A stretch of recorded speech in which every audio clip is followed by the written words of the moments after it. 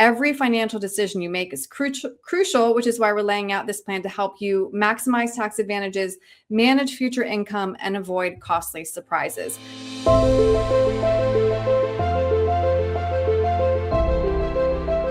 Peter, good to see you. Welcome back, everyone. Today's video is for anyone who is nearing retirement. We have a 4-step action plan for success. So if you are nearing retirement, you're in what's known as the retirement red zone. Every financial decision you make is crucial, which is why we're laying out this plan to help you maximize tax advantages, manage future income, and avoid costly surprises. So step number 1, max out those tax-advantaged accounts, including taking advantage of those catch-up contributions, which can be incredibly generous, Peter. Yeah, absolutely. And when we talk about these tax-advantaged accounts, these are your retirement accounts. They're known as qualified accounts. There can be a couple different types of tax advantages. And I know that a lot of us are now familiar with these, but just to summarize very quickly, we can put the money in and get a tax deduction and then grow tax deferred, but then taxes are due on the back end, or we can prepay the taxes. This is Roth. Put the money in after we've already paid the tax, and then the money grows and can be taken out in retirement tax-free. So those are the qualified types of accounts. You qualify for some tax benefits there. And at a certain age, we have the ability to take even more advantage of these accounts with these catch-up contributions. I don't know, maybe the government figured that the kids were up and raised, some of the expenses were down, or maybe they just realized that some of us needed to supercharge our retirement savings. And when do we have that best opportunity in our peak earning years, right in the home stretch before retirement? But if you are age 50 and above, you have extra room to do this savings in your 401k this year for 2026.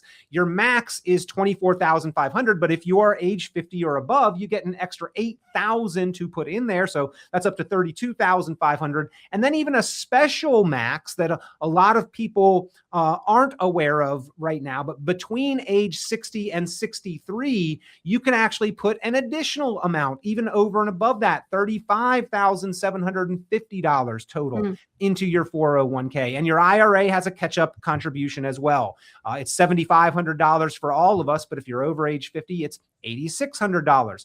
I want to circle back to that 401k for a moment, though, Erin, and do mention that as of this year, it is a requirement if you are taking advantage of the catch-up and you are a high income earner, which the government probably figured out. If you're able to do this, then likely you're a higher income earner. It is a requirement now that you put your catch-up contributions over on the Roth side. And that's if you're earning over about $145,000. So right. I think they figured out that if you're in your higher income earning years and you're capable of saving this much money, then likely in retirement, you're going to be in a little bit lower tax rate. So why not tax you more for getting those retirement contributions in? I still don't think it's a bad thing. Not enough people have enough Roth money. So let's take advantage while we've got that opportunity available to us.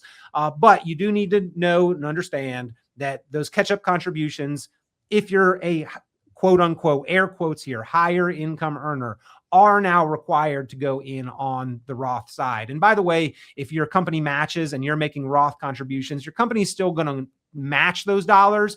It's just that most companies, even though they're nice enough to match, aren't nice enough to pay your taxes for you. So oftentimes the match, their dollars, is going to go in on the tax deferred side. So you've mentioned a couple things that I do want to kind of talk about.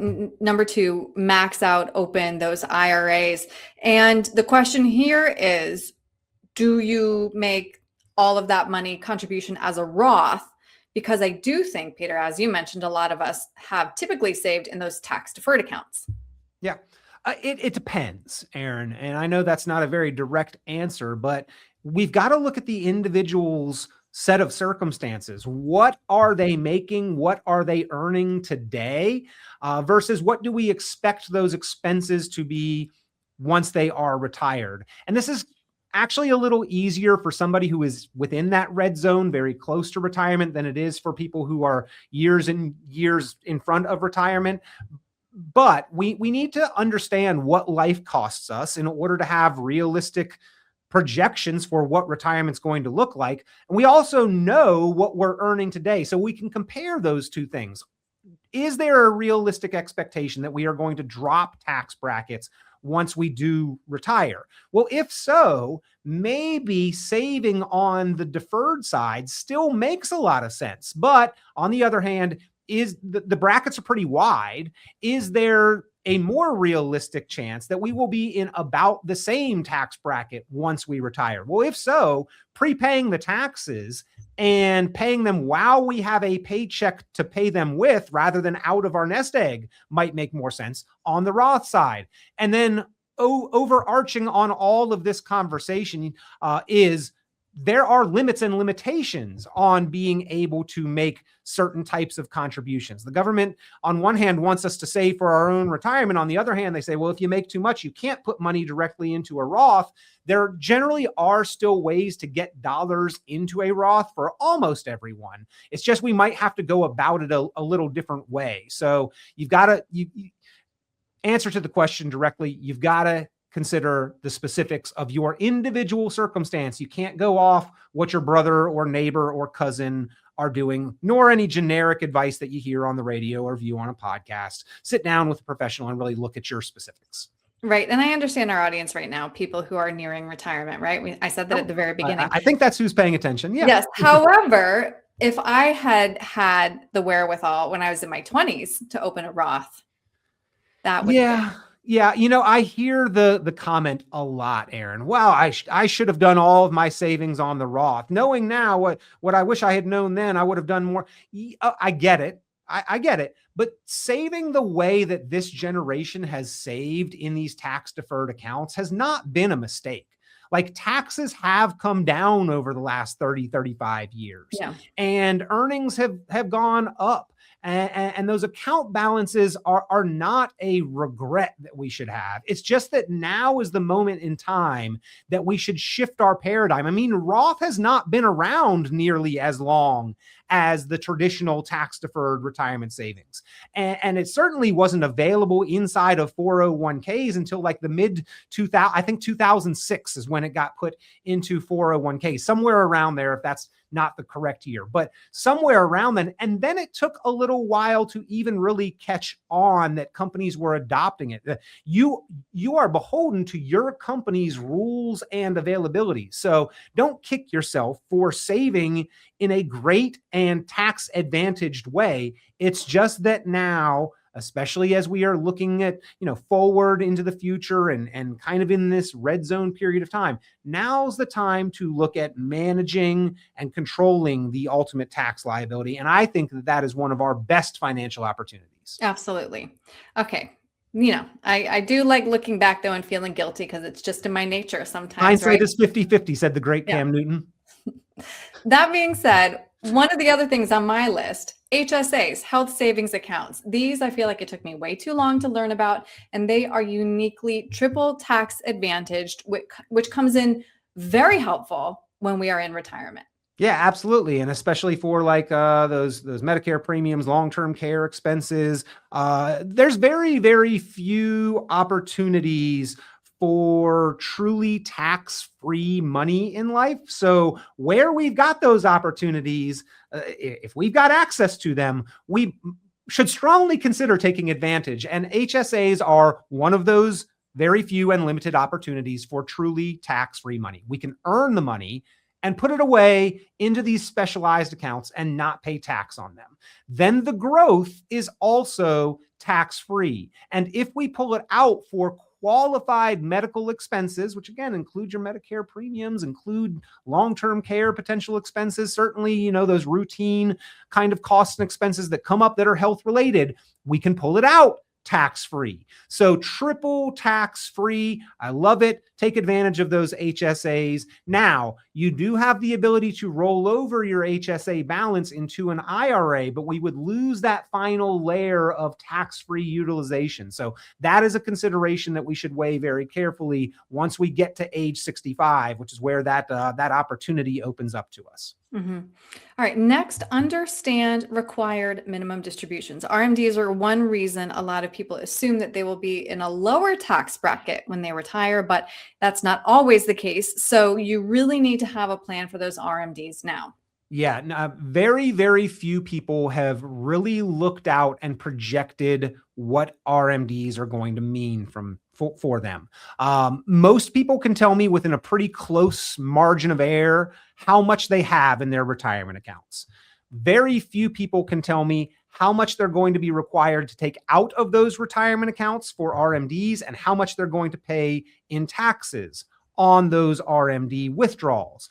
That is something that we crunch for our clients. We show you the numbers at Richon Planning as part of the outline for the optimized retirement plan, and then show you how you can potentially control and bring down that tax liability. Now, on the other hand, I have a lot of people worried about RMDs that are already living off of their IRA.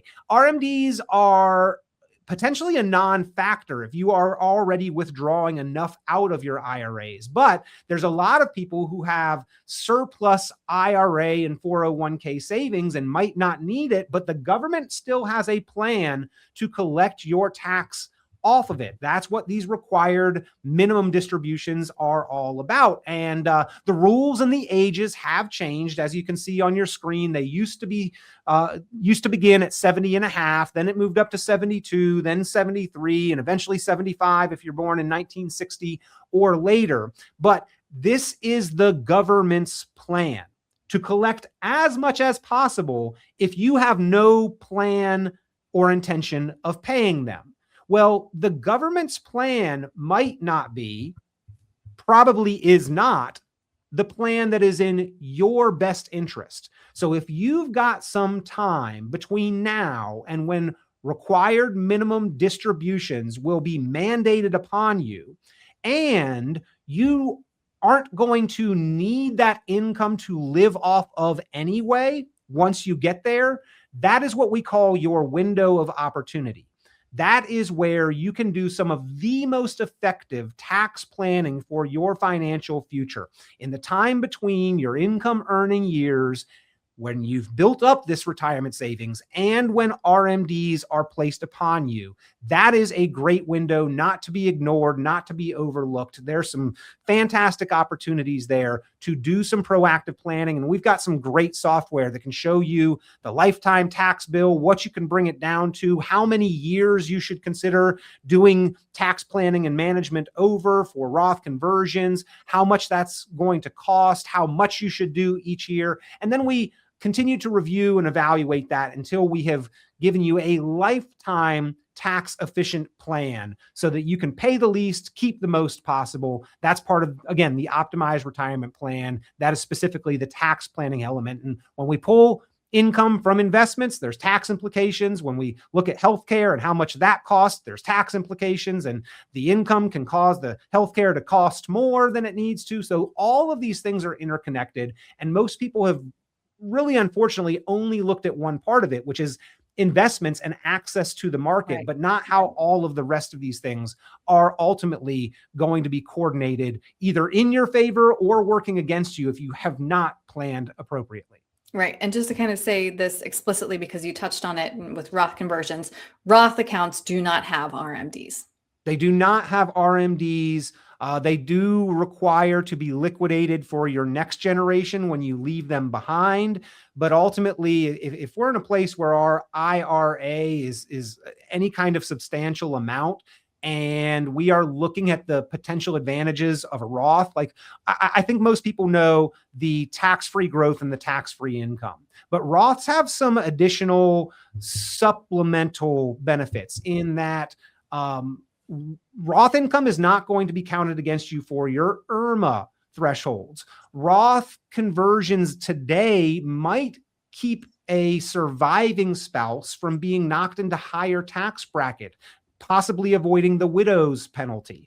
And Roth conversions ultimately are tax-free to the next generation, but the government has put laws in place that they can't keep that going forever and ever. Even beneficiaries need to take that out and liquidate those accounts, even though they've already been taxed within 10 years. But if you leave an IRA to the next generation, if you've got 2 kids, then a lot of times the IRS is your biggest beneficiary. I hear people say, well, I'll leave them money, they can deal with the taxes. I get that statement, but we don't want to leave the IRS as the biggest benefit of our legacy and hard work either. So it's all about planning, Erin. And that's why we coordinate all of this with the optimized retirement plan. Right. And then I think our conversation kind of leads us into our last bonus action step. Consult an advisor, right, Peter? I mean, you live in this world, you see these pitfalls, you help plan for them. It really is worth people's time to sit down with somebody who this is their job. It shouldn't be yours in retirement to create that plan. Yeah, and unfortunately, Erin, this is one that I feel pretty strongly about. Not to talk badly about any particular advisor out there. I think the industry as a whole has done savers and investors a little bit of a disservice in the fact that access to the market is important. But that is not the only piece of the picture. You should deal with an advisor who is talking about the tax implications of your investments, of your retirement accounts down the road, who is helping you plan strategically to make that as efficient as possible. And again, all of these pieces are interconnected. They are pieces of a puzzle painting your full financial picture.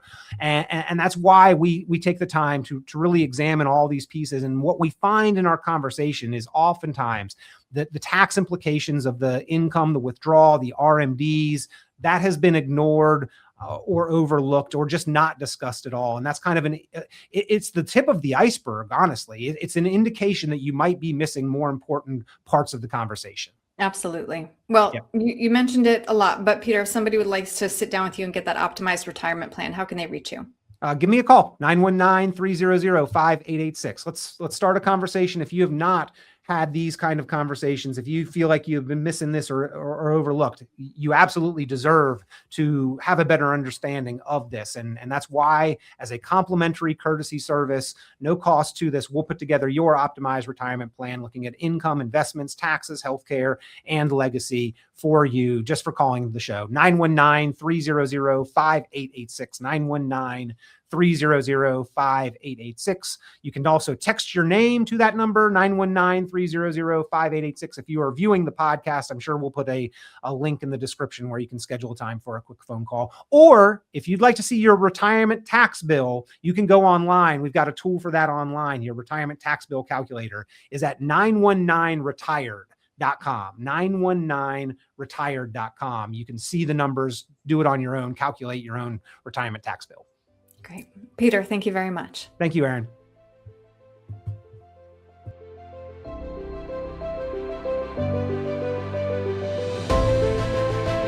Hey folks, Peter Richon here with Richon Planning. So glad that you are enjoying the podcast, Planning Matters Radio. You know, one of the tools that we've put out there that people really seem to appreciate and really are finding of value is at 919retired.com. It is your retirement tax bill calculator. If you've got any kind of retirement account, your tax deferred, 401k or IRA, this is the website, this is the resource where you can go, you can plug in your own numbers, your information, you can slide the tool calculator up and down for your tax rate or your amount of savings and see what your tax bill is likely to be if you default and defer to the IRS's plan versus what you could potentially bring that tax bill down to. A lot of times it is a very significant savings. So if you have not yet, go to the website 919retired.com, run your numbers on the retirement tax bill calculator.